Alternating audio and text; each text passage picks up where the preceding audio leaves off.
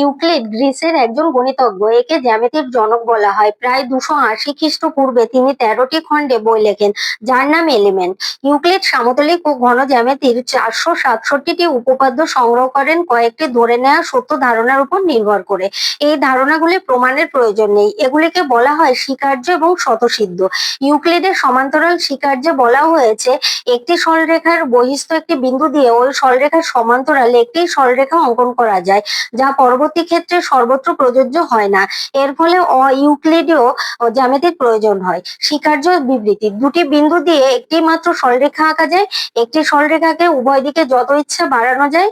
যে কোনো বিন্দুকে কেন্দ্র করে এবং যে কোনো দৈর্ঘ্যের ব্যাসার্ধ নিয়ে একটি সমতলে একটি মাত্র বৃত্ত অঙ্কন করা যায়। যে কোনো দুটি সমকোণের পরিমাপ সমান। একটি সরলরেখার বাইরের কোনো বিন্দু দিয়ে ওই সরলরেখার সমান্তরালে একটি মাত্র সরলরেখা আঁকা যায়, যা প্লেভারের বিবৃতি নামে পরিচিত।